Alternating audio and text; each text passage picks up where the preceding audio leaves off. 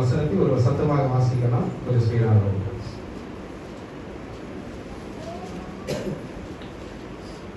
இயேசு ஒலிவமலைக்கு போனார்.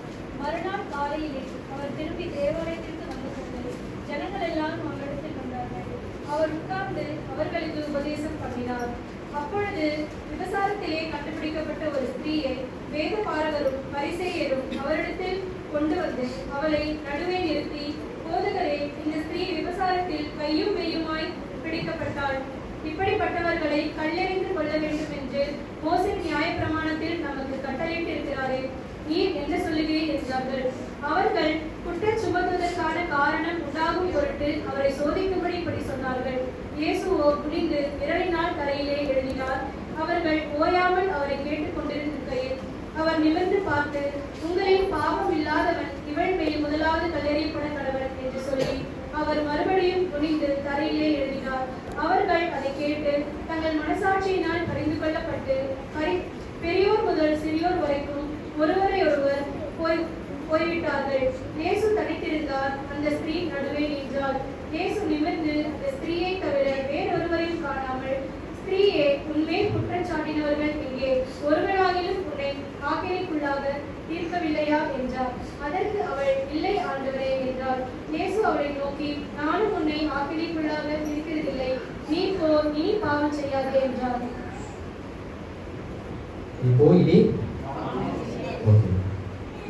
மற்ற நற்செய்தியில் விட இதுல ஒரு கொஞ்சம் டீடைல், மற்ற நற்செய்தியில் இது இல்லைன்னு ஓகே, இதுல மட்டும் தான் இந்த நிகழ்வுகள் காணப்படுது.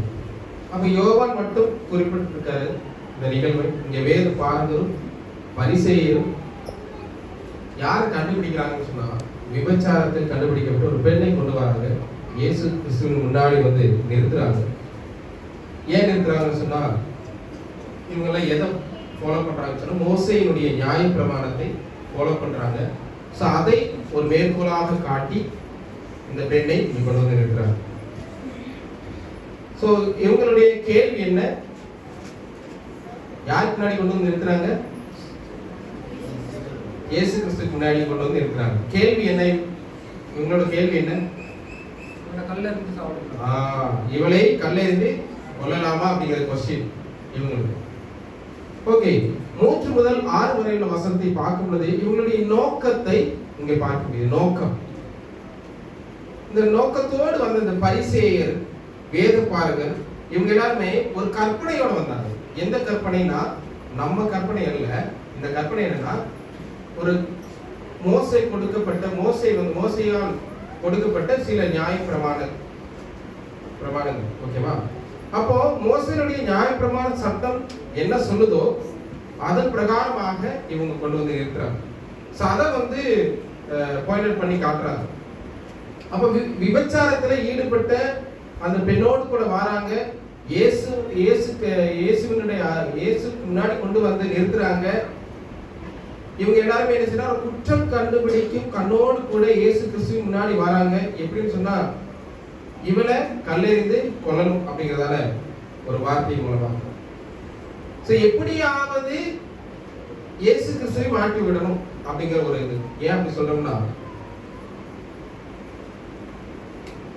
இவருக்கு இந்த அந்த காலத்துல இருந்து யூதர்கள் பரிசேயர்கள் இவர்கள் எல்லாம் எதை ஃபாலோ பண்ணிக்கிட்டு இருந்தாங்கன்னா, மோசேயினுடைய நியாய பிரமாணத்தை ஃபாலோ பண்ணிக்கிட்டு இருந்தாங்க. அந்த கற்பனைகளை ஃபாலோ பண்ணிக்கிட்டு இருந்தாங்க. அப்ப இவர் என்ன நினைக்கிறாங்கன்னா, இயேசு கிறிஸ்துவுக்கு எல்லா சட்டமும் தெரியும். சின்ன வயசுல இருந்தே அவர் வந்து எல்லா கட்டளைகளையும், இங்க என்னென்ன நடக்குது, இந்த வேத பாரகர்கள் பரிசேயர்கள் எதனை ஃபாலோ பண்றாங்க அப்படிங்கிறது எல்லாமே நல்லாவே தெரியும். ஸோ அப்படி இவங்க இருக்கும்போது இங்க வந்து அவங்க முன்னாடி இயேசு கிறிஸ்து முன்னாடி கொண்டு வந்து நிறுத்துறாங்க. இவருக்கு எல்லா சட்டத்தையும் தெரிந்த இவர் இங்க என்ன செய்ய போறார் அப்படிங்கிற பாக்குறதுக்காக தான் வராங்க. ஆனா ஒண்ணு யோசிச்சீங்கன்னா, இவங்களுக்கு இதெல்லாம் தெரியுமில்ல, அப்படிதானே? இந்த பரிசேயர் சதுசேயர் எல்லாம் அந்த என்ன சொல்ல கொண்டு வந்த எல்லாருக்கும் வந்துட்டு இவங்களுக்கு வந்து சட்டத்திட்டங்கள் நல்லாவே தெரியும். இவங்க ஏன் அதை பண்ணல?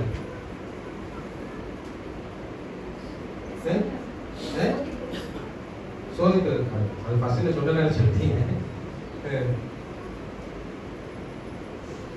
இங்க எப்ப வரேன்னு சொன்னா, இயேசு கிறிஸ்துவானவர் தேவாலயத்துல உபதேசித்துக் கொண்டிருப்பார். தேவாலயத்துல உபதேசித்துட்டு இருக்காரு. அப்போ இடையில நான் இப்ப இங்க வந்து ஒரு மெசேஜ் கொடுத்துக்கிட்டு இருக்கேன்னு நினைக்கிறேன்.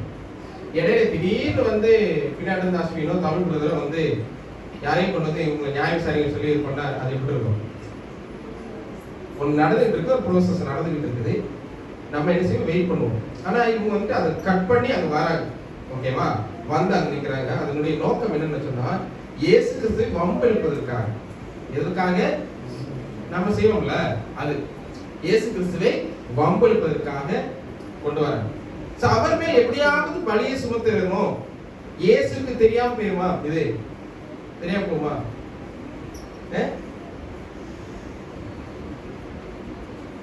வந்தவங்க அந்த பெண்ணுடைய தண்டனையை வழங்க வேண்டும் அப்படிங்கிறது இல்லை அவங்களுடைய நோக்கம். அவங்களுடைய நோக்கம் என்ன? இயேசு கிறிஸ்துவை எப்படியாவது ஒரு ஒரு மாட்டி விடணும். ஆமா, மாட்டி விடணும். அதுதான் அவங்களுடைய நோக்கம். ஓகேவா? இந்த பிரச்சனை வந்து இயேசுவை மாட்ட வைக்க வேண்டும் மட்டும்தான் இவங்களுடைய குறிக்கோளாவே இருந்துச்சு. அவர்களுடைய ரகசிய திட்டம் என்ன அப்படின்னு சொன்னா இயேசுவை அந்த பெண்ணை கொண்டு வந்து கல்லறைய சொல்றது. ஓகே, கல்லறைய சொல்லிட்டா அவர் யாருக்கு தெரிஞ்சிடும்.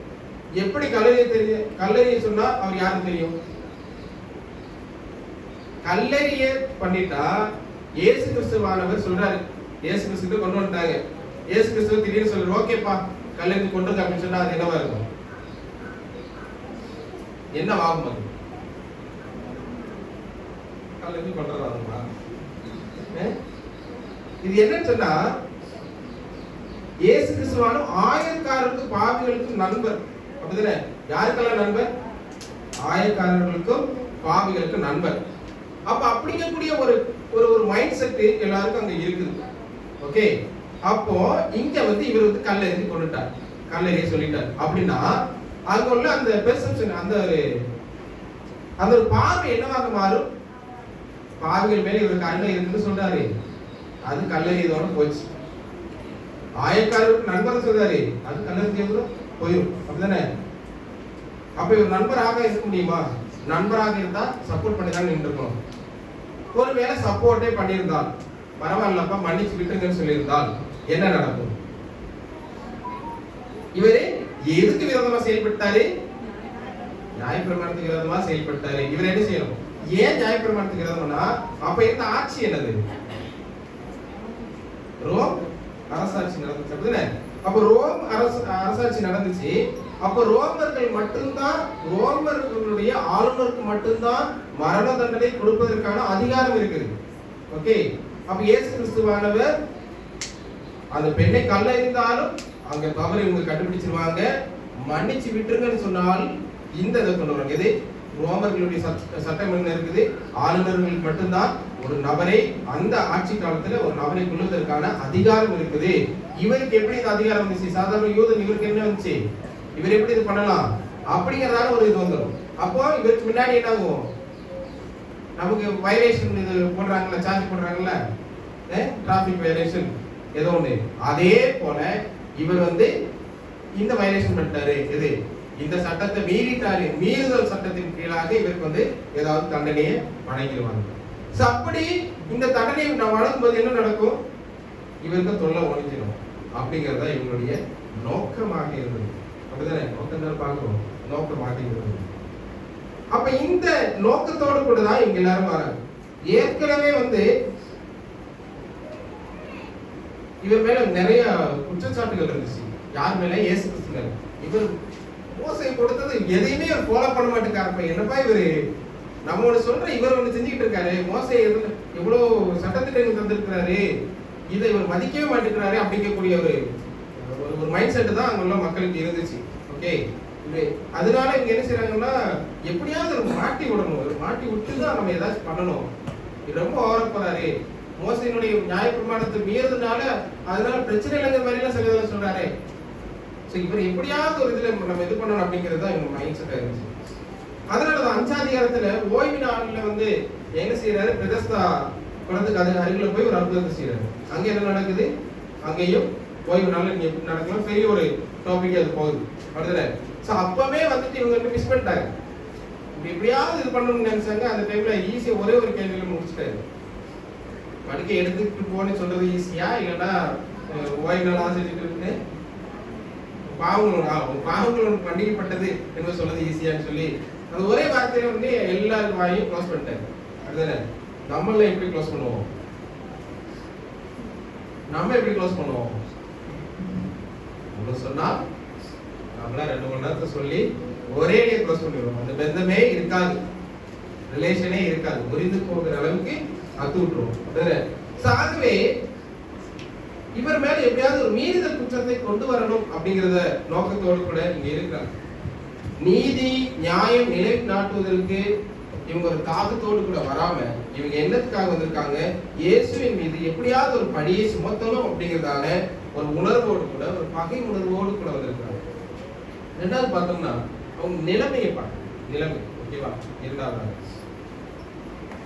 விபச்சாரத்துல கண்டுபிடிக்கப்பட்டு வேசி என்ற ஒரு பெயரை சுமந்து வந்த பெண் கண்ணீரோடு கவலையோடு நின்று பார்க்குது. நமக்கு மேல ஏதோ ஒரு குற்றம் இருக்குது. நம்ம ஒரு நபருக்கு முன்னாடி நம்மளை கொண்டு போய் நிறுத்துறாங்க. நிறுத்தும் போது நம்ம தான் அந்த நபருக்கு நினைச்சுக்கோங்க ஓகேவா. இப்போ நம்ம அந்த ஸ்திரீயா இருக்கோம். நீங்க அந்த ஸ்திரீயா இருந்து மக்கள் முன்னாடி இருக்கிறாங்க. அங்க ஒரு நபர்கிட்ட இயேசு கிறிஸ்துவிட்ட கொண்டு போய் இருக்கிறாங்க. நீங்க அந்த குற்றத்தை குறித்து அவங்க முன்னாடி நிக்கிறீங்க. நம்ம மனசுல எப்படிப்பட்டதான கஷ்டம் இருக்கு. ஐயோ கல்லெறிந்து கொல்ல போறாங்கன்னு தெரியும் உங்களுக்கு. இந்த குற்றத்தை செஞ்சா கல்லெறிந்து கொள்வதுதான் சட்டம்னு தெரியும். முன்னாடி போய் நிக்கிறீங்க. நிக்கும் போது என்ன உணர்வு இருக்கும்? கொஞ்ச நேரம் தான் நமக்கு இனி, கொஞ்சம் மணிக்கூர் தான், இனி கொஞ்சம் செகண்ட் தான். இனி என்ன செய்வாங்க? துடிக்க துடிக்க கொல்ல போறாங்க. அப்படிதானே? கல்லெறிந்து கொள்றதுன்னு ஈஸியா ஒரே இல்ல கல்லெறியும் போது இங்க படும் அப்படிதானே? காயம் பட்டு பட்டு பட்டு பட்டு லாஸ்ட் வரை அடிச்சடிச்சு தலையெல்லாம் பட்டு வலிக்க கொள்றது, சித்திரவதை பண்ணி கொள்றது அப்படிதானே? அந்த அப்படி கொள்ளும்போது அப்ப அதெல்லாம் யோசிக்கிட்டு இருந்திருப்பாங்க. அந்த இதை உணர்ந்து கொண்டே ரொம்ப கஷ்டத்துல ரொம்ப அதே யோசிக்கிட்டே இருந்து அந்த பெண் நின்றுப்பாங்க. இப்ப இன்னும் சில மணி நேரத்துல என்ன நடக்க போகுது? கற்களா தாக்கப்பட்டு மறிக்க போகிறோம் அப்படிங்கிறதான உணர்வோடு கூட பயத்தோடு கூட ரொம்ப நடுங்கி போய் நின்றுப்பாங்க. அப்படிதானே? அந்த ஸ்திரீ ரொம்ப நடுங்கி ரொம்ப ஒரு பதட்டத்தோட நின்றுப்பாங்க. இப்ப அவளை கொண்டு வந்து குற்றவாளியாக இயேசு கிறிஸ்துவுக்கு முன்னாடி நிறுத்தி இவன் இப்படிப்பட்டதான ஒரு குற்றத்தை செஞ்சிருக்கிறா, இவளுக்கு இந்த தண்டனை கொடுக்கணும்னு சொல்றாங்க. எதன் பிரகாரமாக? மோசேயினுடைய நியாயப்பிரமாணத்தின் பிரகாரமாக. லேவியராகமம் 20:10, உபாகமம் 22:22 அது அதற்கான குற்றத்திற்கான தண்டனை அதில் இருக்குது. அப்ப விபச்சாரத்தில் ஈடுபட்ட பெண்ணையும் ஒரு ஆணையும் அங்க கொண்டு வந்திருந்தால் அதுல ஒரு நியாயம் இருக்கு. அப்படிதானே? அப்ப இந்த சட்டத்தை நம்ம இப்ப இருக்கக்கூடிய இந்த காவல்துறை மாதிரி இவங்களும் ஓகேவா? நம்ம காவல்துறை எவ்வளவுக்கு ஒழுங்கா வந்துட்டு சட்டத்தை கீழ்ப்படிந்து சட்டத்திற்கு அது ஏற்றாற்போல் நடக்கிறாங்களோ அதே போலதான் இவங்களும். ஒரு ஆளை கொண்டு வந்துட்டாங்க, ஒரு ஆளை கொண்டு வரல ஓகேவா? விபச்சாரத்துல ஈடுபட்ட ஸ்திரீயை கொண்டு வந்துட்டாங்க, ஆணை மட்டும் நிறுத்திட்டாங்க, ஆண்களை மட்டும் நிறுத்திட்டாங்கன்னா எந்த ஒரு பெண்ணும் வந்து தனியா ஒரு தவறை செய்ய முடியாது. எந்த ஒரு பெண்ணும் தனியா ஒரு தவறை செய்ய முடியாது. பல ஆண்கள் சேர்ந்தால்தான் ஒரு பெண்ணை ஒரு வேசியான ஒரு இதாக கொண்டு வர முடியும். அப்போ அவள் மீது விபச்சாரி அப்படிங்கிறதான ஒரு பட்டத்தை சூட்டி ஒரு பரிகாச பொருளாக அவமானப்படுத்துவதற்காக ஒரு அவமான சின்னமாக அவளை கொண்டு வந்து நிறுத்துவதற்காக அல்ல அவங்களோட நோக்கம் இயேசு கிறிஸ்துவை அவமானப்படுத்துவது.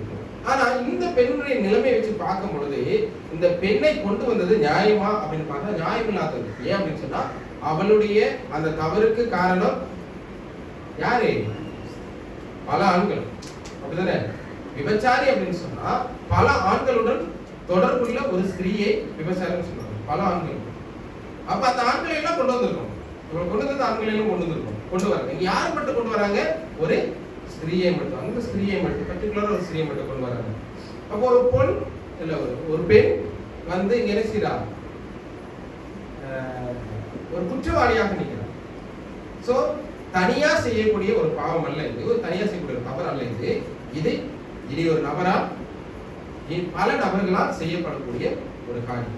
அப்படி இருக்கும்போது ஒரு பெண்ணானவள் தனியா செய்யக்கூடிய பொய் சொல்லலாம், அது தவறு. திருடலாம், தவறு, தனியா செய்யப்படுது. வேற ஒரு விக்கிரக ஆராதனை பண்ணலாம், அது தவறு. ஆனா இந்த ஒரு தவறை பல ஆண்கள் சேர்ந்தால்தான் இந்த ஒரு தவறுக்குள்ளாக, இந்த ஒரு பட்டத்துக்குள்ளாக, விபச்சாரிய வேசிக்கக்கூடிய ஒரு பட்டத்துக்குள்ளாக வர முடியும். அப்போ விபச்சாரம் என்கக்கூடிய ஒரு பாவம் தன்னந்தனியாக செய்ய முடியாது. அதற்கு பல ஆண்கள் ஈடுபட்டார்கள். அப்ப அப்படின்னா இயேசு முன்னாடி அந்த இடத்துல இந்த பெண்ணை மட்டும் கொண்டு வந்தது ஒரு ஒரு தார்மீகப்படி இது முறையா இல்லையா? முறையில்லாத காரியம். அதுதானே தார்மீகப்படினா? தார்மீக தமிழ்தானே? தார்மீகப்படி இது முறையில்லாத ஒரு காரியம். அப்ப நியாயப்பிரமாணத்தின் படி பார்த்தாலும் இது சரியான காரியம் அல்ல. நியாயப்பிரமாணத்தின் படி பார்த்தாலும் இது சரியான காரியம் இல்லை. தவறு புரிந்து எல்லாரையும் கொண்டு வரும் அப்படிங்கிறது. அப்ப இயேசு இதை புரிந்து கொண்டவர்களுக்காக இதை புரிந்து கொண்டு இவர் என்ன செய்யறாரு? ஒரு பதிலை கொடுக்கிறார். அப்பதான் இவர் இயேசு கிறிஸ்துவினுடைய வாயிலிருந்து பெறப்படக்கூடிய வார்த்தைகளை கவனிக்க. இவருடைய இயேசு கிறிஸ்துவினுடைய ஒரு சொல்லும் ஒரு செயலும் இங்க காணப்படுது. 6 இருந்து 8 வரை உள்ள வசனத்துல சொல்லையும் செயலையும் பார்க்க முடியும். இங்க சமய தலைவர்கள் பெண்ணை பற்றிய குற்றச்சாட்டை சொல்லும் போது இயேசு குனிந்து என்ன செய்யறாரு? எழுதுறாரு. எதுல எழுதுறாரு? தரையில. எழுதுனால எழுதுறாரு? பேனாவா? விரலினால் எழுதுறாரு. அப்ப அவர் எழுதின பலரும் பல விதமான எக்ஸ்பிளனேஷன் அதுக்கு கொடுத்துருக்காங்க. அதுல ஒரு இதை சொல்றேன். ஒரு கற்பனை செஞ்சு பார்க்கணும் அப்படின்னு சொன்னா மத்தேயு 5:27-28 வாசிக்கலாம். மத்தேயு 5:27. விபச்சாரம் செய்யாதிருப்பாயாக என்பது பூர்வத்தாருக்கு உரைக்கப்பட்டதென்று கேள்விப்பட்டிருக்கிறீர்கள். நான் உங்களுக்கு சொல்லுகிறேன், ஒரு ஸ்திரீயை இச்சையோடு பார்க்கிற எவனும் தன் இருதயத்தில் அவளோட விபச்சாரம் செய்தாயிற்று. இச்சையோடு பார்த்தாலே விபச்சாரம் செய்தாயிற்று. சோ மேபி அவர் அதை கூட எழுதியிருக்கலாம் தானே? என்ன எழுதுறாருன்னு நினைச்சாரு, அவர் அதை கூட எழுதியிருக்கலாம். அப்ப ஆனா அவர் அசட்டை செய்ததா அவர் இவங்களுடைய வார்த்தைக்கு கவனிக்கல, இவங்க சொல்றதை கவனிக்கல சொல்லி திரும்ப திரும்ப அவர்கிட்ட இது பண்ணிட்டே இருக்கிறாங்க. இயேசுவை திரும்ப திரும்ப தூண்டுறதுனால அவர் என்ன செய்யறாரு? பேசாம அமைதியா எழுதிக்கிட்டு இருந்தவர் என்ன செய்யறாரு? பேச தொடங்குறாரு. பேசுறாரு. என்ன பேசுறாருன்னா 7 முதல் 9 வரையில வசனத்தை பார்க்கும் பொழுது 4வது பாயிண்ட், கல்லும் வாளும். ஒரு சைடு கல் இருக்குது, இன்னொன்று வாள். அந்த வாள் யாரு? இயேசு கிறிஸ்துவினுடைய வார்த்தை. அப்ப கல்லோடும் கற்பனையோடு வந்த கும்பல் கிட்ட இயேசு சொன்னது, உங்களில் பாவம் இல்லாதவர் போய் முதலில் இந்த பெண்ணின் மீது கல்லெறி. உங்களில் பாவம் இல்லாதவர். அப்ப இந்த வார்த்தை இயேசுனுடைய வாயிலிருந்து வந்த ஒரு தெய்வீக வார்த்தை, ஒரு மாம்ச வடிவில் இருந்த ஒரு இறை வாக்கு அவருடைய வார்த்தையில் வந்தது. அப்போ ஒரு மாநில வடிவில் தேவனானவர் காணப்படுகிறார். அவருடைய வார்த்தையின் வழியாக இந்த வார்த்தை வருது. இந்த வார்த்தை எப்படிப்பட்டது? ஒரு வாள். அப்படிதானே? வாள் இங்கிலீஷ்ல என்ன? சாட். சொல்லுங்க, நீங்க சொல்லுங்க. வாள். அப்படியா? அப்படிதான் சொல்றாங்க. சொல்லு. வாள். இங்கிலீஷ்ல என்ன சொல்லுங்க? சொல்லுங்க, தெரியாதா? அருமை தெரியாதா? வாளுக்கு இங்கிலீஷ் என்ன தெரியாதா? டெய்லா? அந்த வாள், அது வாள். அந்த வாள் இந்த போர்க்கெல்லாம் யூஸ் பண்ணுவாங்களா? என்னது? சோல்ஜர்ஸ் எல்லாம் யூஸ் பண்ண முடியாது. நீளமா இருக்குமே.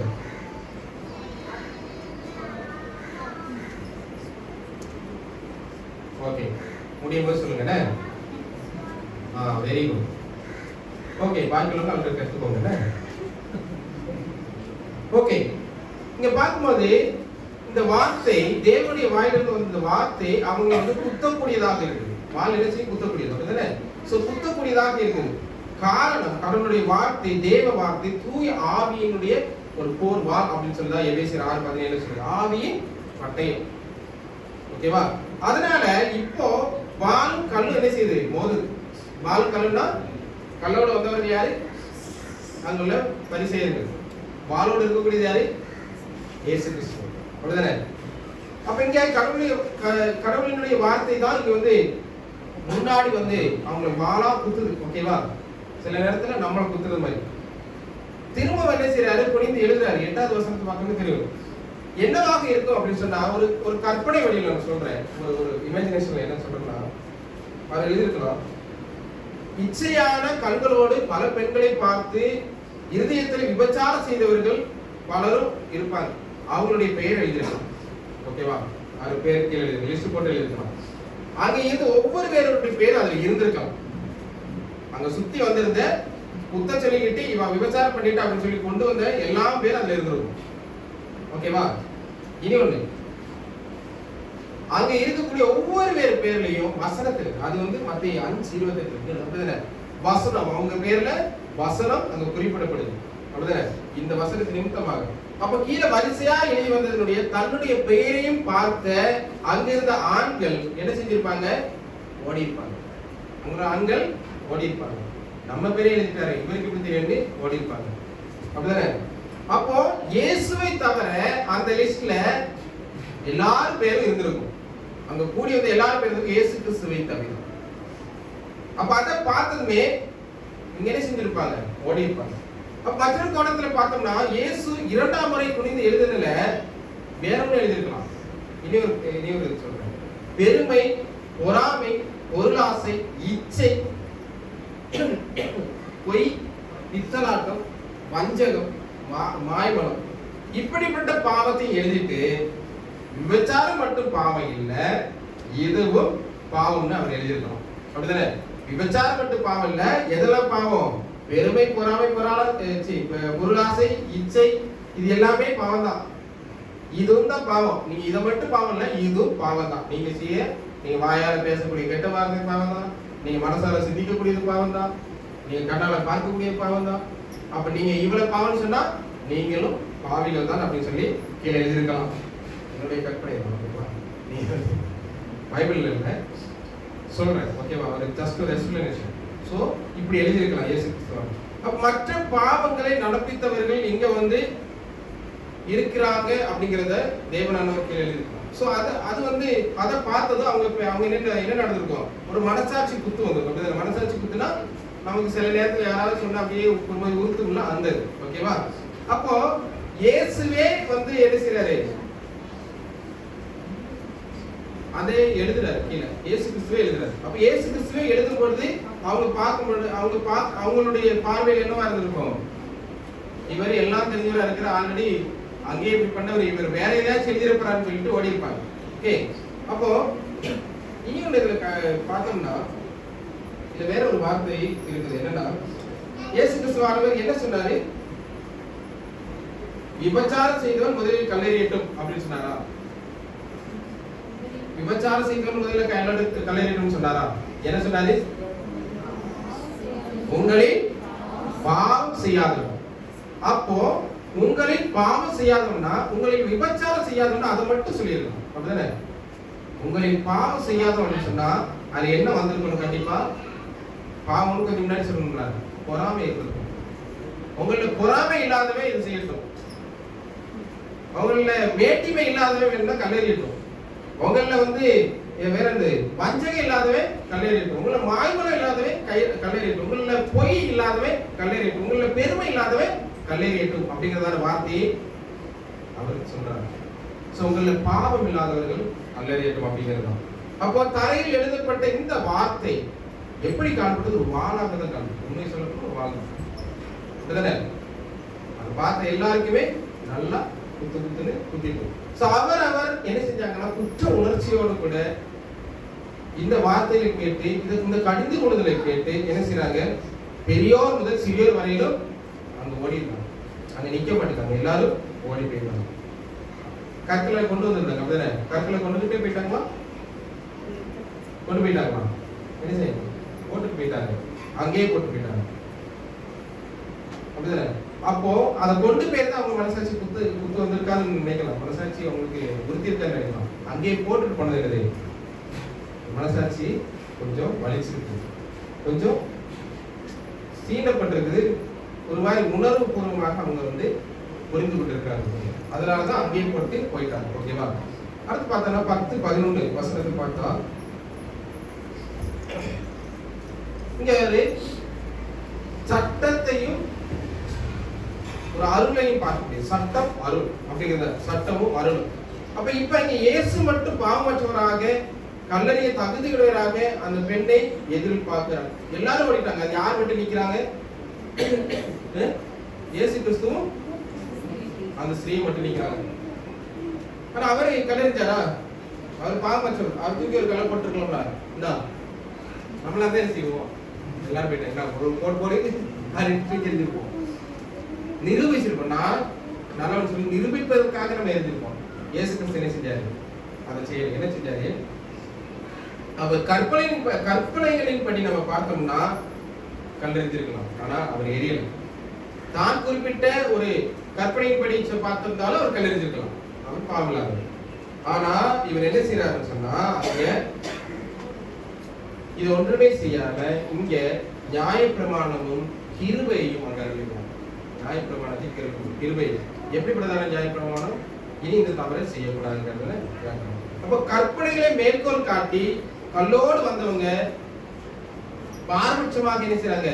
ஒரு ஆணை தப்பிக்க விட்டுட்டு ஒரு பெண்ணை மட்டும் கொண்டு வராங்க. அப்ப இது இப்படிப்பட்டதான ஒண்ணு செயல்முறை நடக்கும் பொழுது எப்படியாவது மாட்டி விடணும் அப்படிங்கிற நோக்கத்தோடு கூட வராங்க. அந்த நோக்கத்தோடு வந்தவங்களுக்கு இவர் மறுபடியும் என்ன செய்யறாரு? இவர் நல்லா தெரிஞ்சுக்கிட்டார். எப்படின்னு சொன்னா, நியாயப்பிரமாணத்தை கல்லெறிங்க அப்படின்னு சொன்னா அது இவர் மேல குற்றமாகும். கல்லறி வேண்டாம் மன்னிச்சு விட்டுருங்கன்னு சொன்னா அதுவும் குற்றமாகும். இது ரெண்டுக்கு இடையில என்னது இருக்குது? நம்மளா இருந்து அப்படி யோசிச்சிருப்போமா? அவருடைய யோசனை பாருங்க. உங்களில் பாவம் இல்லாதவன் கல்லறிட்டுங்க. அது நியாயப்பிரமாணத்துல இல்ல, எதுலையும் இல்லை. இவர் அங்க சொன்னதும் அது என்னமாக மாறுது? அது கற்பனையாக மாறுது. அப்ப இங்க அந்த கிருபையின் அடிப்படையில அந்த பெண்ணுக்கு பாவ மன்னிப்பை தேவனானவர் கொடுக்கிறார். தேவனானவரால அந்த நேரத்திலேயே அந்த மன்னிப்பை கொடுக்க முடியும். ஆகவே இயேசு கிறிஸ்துவர் என்ன செய்யறார்? கிருபையின்படியாக அந்த பாவ மன்னிப்பை கொடுக்கிறார். அந்த கிருபையின்படி கொடுப்பது என்னது? அவருக்கு அந்த உரிமை இருக்குது அப்படிங்கிறத உறுதிப்படுத்துவது. அப்ப அவர் நானும் உன்னை ஆக்கணிக்குள்ளாக தீர்க்க மாட்டேன், ஆக்கணிக்குள்ளாக தீர்க்க மாட்டேன்னு சொன்னா என்னது?